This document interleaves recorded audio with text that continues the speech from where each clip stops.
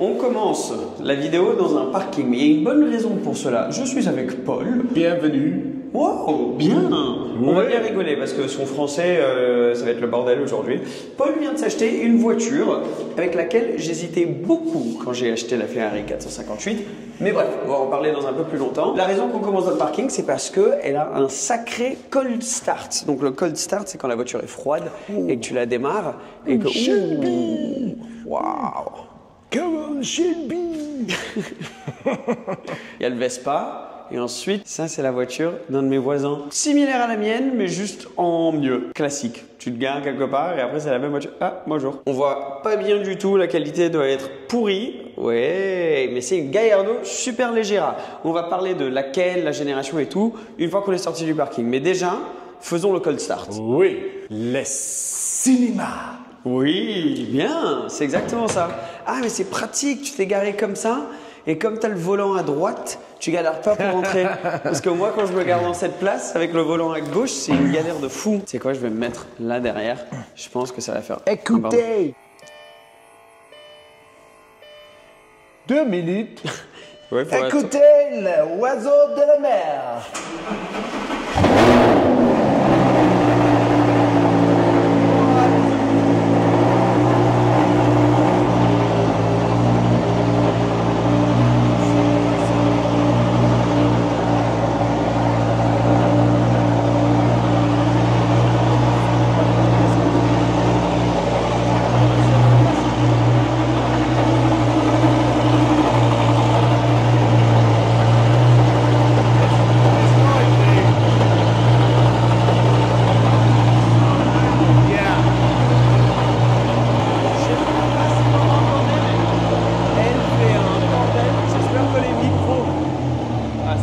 Calmé.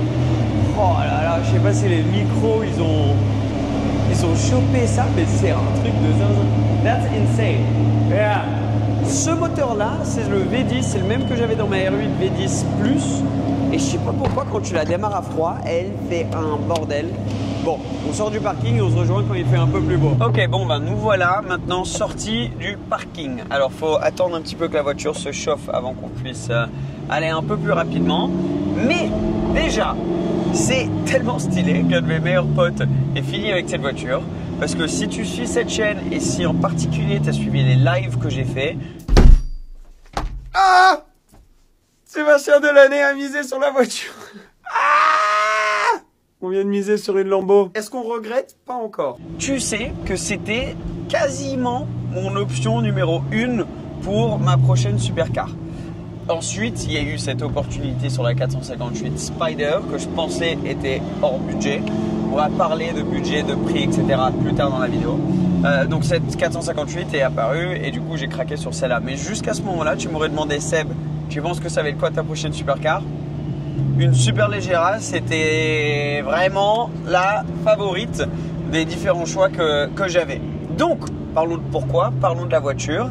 Et en plus, j'avais demandé à vous, mon audience, dans ma série, ma prochaine supercar, qui devait durer plus longtemps, mais au final, j'en ai acheté une plus rapidement que prévu. J'avais demandé plusieurs voitures à rouler et celle où j'avais eu le moins de réponses, c'était sur la Gallardo Superleggera. Justement, parce qu'elle est rare. Et beaucoup des personnes qui l'ont maintenant les gardent comme une voiture collector et donc les sortent beaucoup moins que les autres voitures que j'avais dans ma liste, à savoir une MP412C, une 599 GTO, et voilà, etc., etc.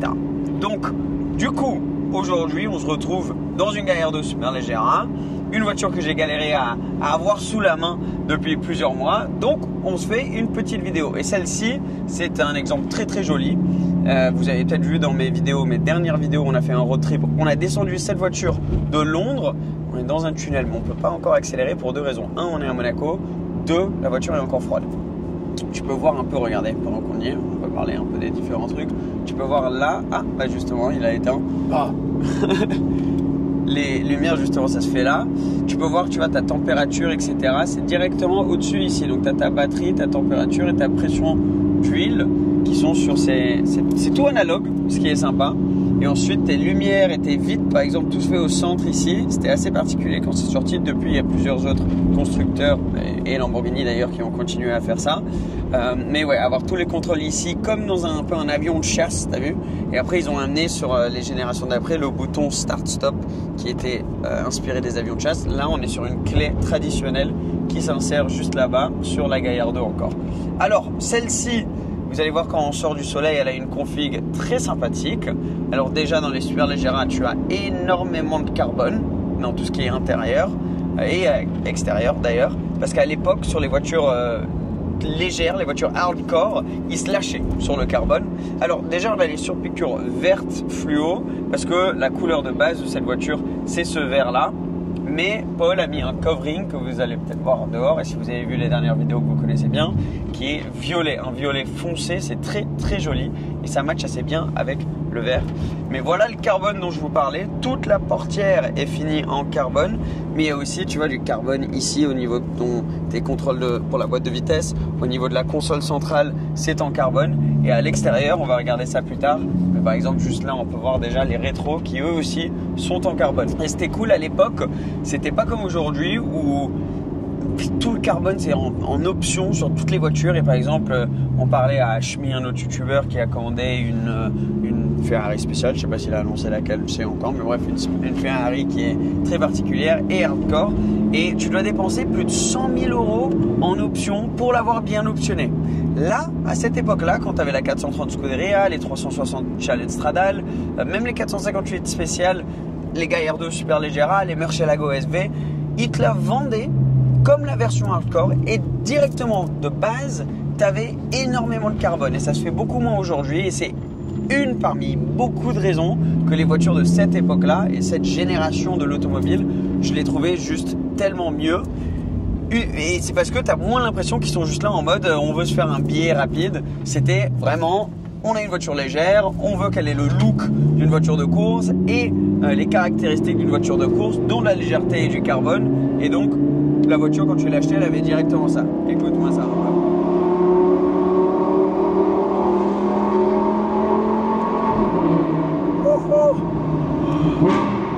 Oh,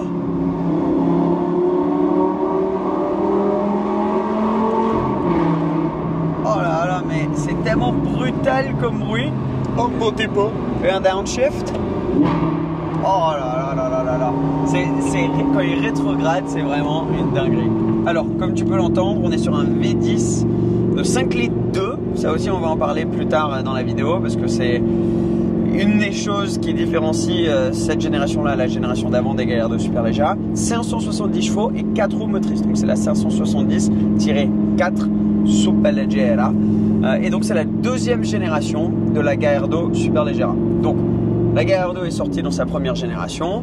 Puis, il y a eu la Superleggera de celle-ci. Et ensuite, la Gallardo LP 560 est sortie. Et celle-ci, c'est la version hardcore, la version circuit de cette deuxième génération de la Gallardo.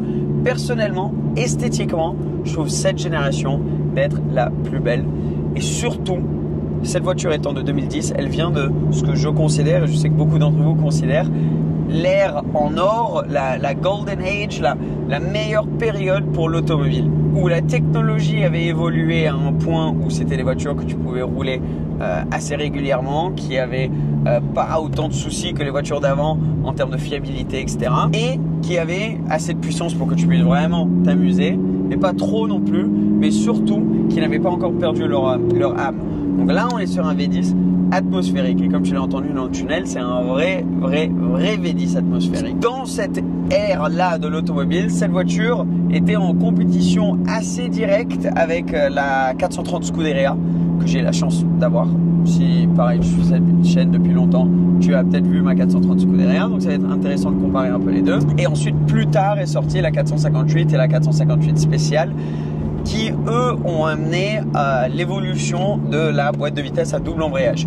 Alors sur celle-ci, on est encore sur une boîte de vitesse à simple embrayage, et c'est peut-être le défaut principal de cette voiture, que ce soit dans sa conduite ou aussi dans son entretien, c'est la boîte de vitesse. Tu peux voir à travers des toutes petites palettes. J'ai toujours trouvé ça rigolo comme ils avaient des petites palettes comme ça sur les Gallardo. Mais ouais, la boîte de vitesse, il faut la prendre en main, il faut s'y habituer. Donc un, elle est lente. Deux, elle est un peu plus fragile. Donc quand tu roules, par exemple, dès que tu as arrêté un feu rouge, il faut la mettre en neutre. Dès que tu accélères, tu as envie de te sortir du point de patinage le plus rapidement possible parce que c'est là où tu es en train d'emménager l'embrayage. C'est quand la voiture elle est constamment un peu en train de flotter sur ce point de patinage. Donc quand tu sors, par exemple, quand tu es en embouteillage, il vaut mieux attendre que les voitures devant se distancent un petit peu, prendre de la vitesse et monter un peu dans les tours minutes pour te sortir du point de patinage comme il vient de le faire juste là. Sinon, t'endommages l'embrayage. Et du coup, après, une fois que tu dois changer ça, ça coûte bonbon.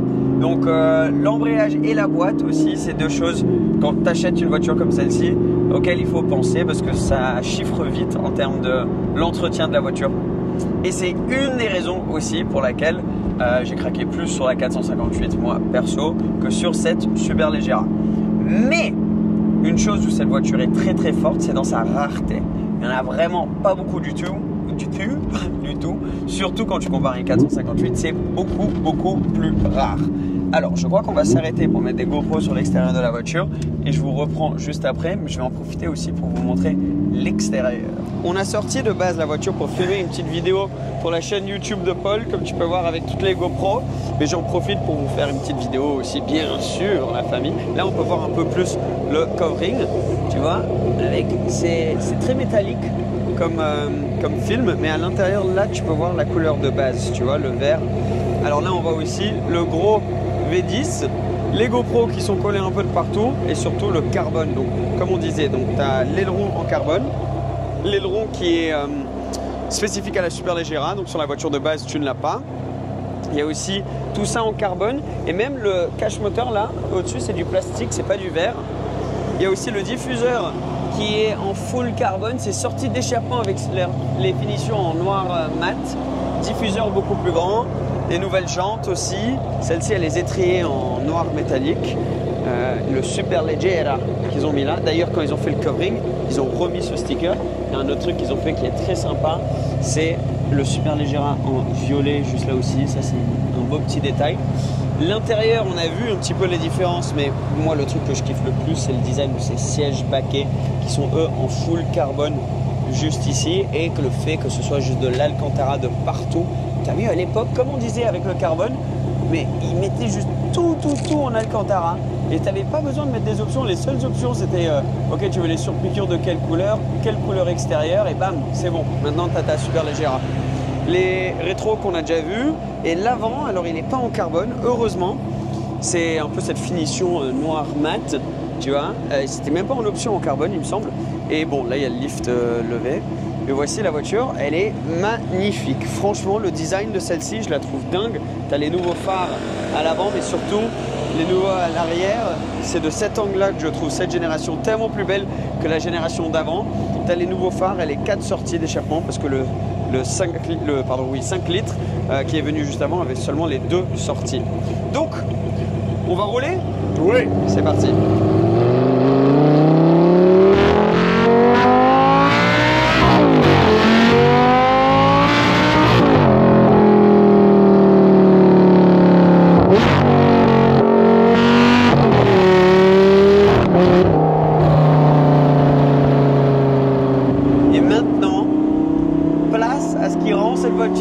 Spécial. C'est ça. Oh là là là là, je vais vous filmer un peu devant. This one's gonna be loud.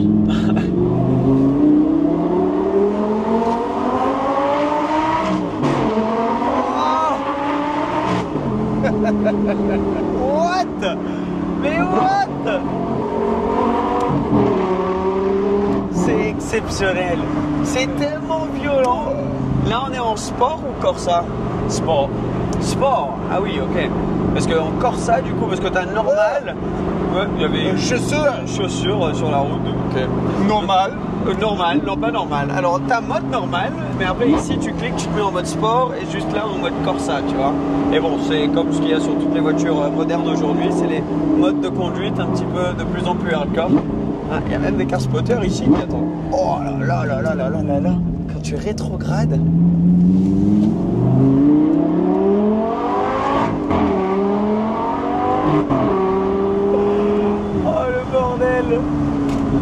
C'est exceptionnel.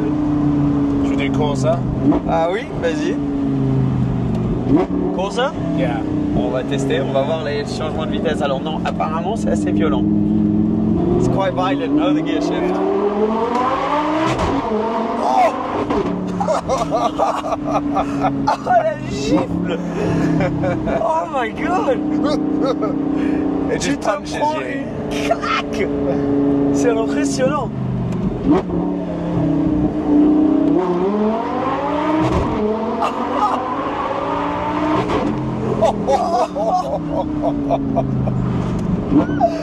C'est exceptionnel. Et c'est pour ça qu'on kiffe cette voiture, parce qu'on regarde notre réaction tous les deux. Tu peux que te péter de rire dans cette voiture, tellement elle est... Je sais pas, c'est fou. C'est genre, ça fait tellement de bruit, ça a un look de zinzin, il y a du carbone de partout, elle te gifle quand tu changes de vitesse. C'est pas une super voiture dans les standards d'aujourd'hui, c'est pas particulièrement rapide, surtout quand tu compares aux supercars qui sortent aujourd'hui qui ont tellement de puissance. La boîte de vitesse elle est nulle comparée au truc d'aujourd'hui. Les finitions sont pas ouf, mais c'est quoi? Tu t'en fous parce qu'elle a tellement de caractère, elle te fait tellement kiffer chaque moment quand tu es dans la voiture que ces imperfections, tu t'en fous. On arrive en ville maintenant, donc on doit un petit peu calmer la voiture. D'ailleurs, celle-ci, elle a un échappement. Oublié de vous dire avant, on pense que c'est un Tubi Style. Paul, il a acheté la voiture, ils n'avaient pas l'info. L'échappement était déjà dessus depuis un dernier propriétaire. Mais là, quand ils ont fait le covering, ils ont regardé un peu. Ils soupçonnent que ce soit un Tubi Style. C'est ça, non? Tubi, l'échappement. I think. Je pense. Oui, voilà. Bref. Mais, je vais être honnête avec vous. Quand je cherchais, pour moi, une Gallardo Super Leggera, je cherchais plus la première génération. On va mettre une photo sur l'écran maintenant. Pourquoi est-ce que je cherchais plus la première génération? Même si esthétiquement, je trouve que celle-ci est plus belle. Et c'est sûrement une meilleure voiture, même s'il n'y a pas des énormes changements à part un peu de puissance. Tu passes de 530 à 570 chevaux. La boîte, ça reste la même. Mais alors, il y a deux raisons principales pour lesquelles je cherchais plutôt ce qui appelait la 5 litres, la première génération. Un, la rareté. C'est une voiture extrêmement rare. Des recherches que j'ai fait moi, les infos que je trouvais, c'est qu'ils en ont produites que 600 à peu près des premières générations monde. Dans tout le monde, t'en as que 600. Il me semble que tu n'avais que noir, blanc, vert, orange et gris. C'était les seules couleurs. Et jaune. Ouais. Jaune. Donc c'est les seules configs. Donc si tu en vois une qui n'est pas dans une de ces couleurs-là, c'est qu'elle a été repeinte. Mais du coup, très très très rare. Quand tu compares par exemple au 430 Scud, il y en a, je crois qu'il y en a 2000 et quelques. Les spéciales, il y en a 3-4 000. Donc que 600, c'est rare. Regarde, là on est en galère pour la boîte de vitesse justement. C'est un des moments en montée, c'est un peu plus compliqué. Ils en ont produit quand même plus de cette génération-là. Mais surtout, celle-ci a le 5 litres 2 qui a été développé et qui est partagé avec Audi. Donc dans les R8 et toutes les multiples générations de voitures qui sont sorties après celle-ci. Par contre, la première génération avec son 5 litres, c'était un moteur qui était développé Lamborghini et qui était que pour Lamborghini. Donc, qui n'était pas partagé avec d'autres plateformes. Donc, il y a un bruit qui est quand même un peu différent, moins reconnaissable et peut-être qu'il y en a beaucoup qui aiment moins que le bruit de celle-ci, mais qui est propre à cette voiture-là. Donc, pour ces raisons, je trouve que c'est une voiture qui, historiquement, est peut-être un peu plus importante. C'est aussi la première Super Leggera, celle qui a lancé cette lignée de voitures légères dans cette gamme-là de Lamborghini, parce que bien sûr il y avait les Diablo GTR etc. avant, les Murcielago SV, mais dans la lignée des V10 moteur central, c'était la première. Et donc juste une voiture aussi qui a vraiment marqué une génération. En termes de prix, la première génération est moins chère encore, mais de pas loin que cette génération-là, mais elle rattrape beaucoup cette génération. Donc ça veut dire que celle-ci a toujours commencé en étant plus chère, mais petit à petit l'écart s'est rapproché entre les deux et je pense que peut-être un jour la première génération risque même de dépasser celle-ci.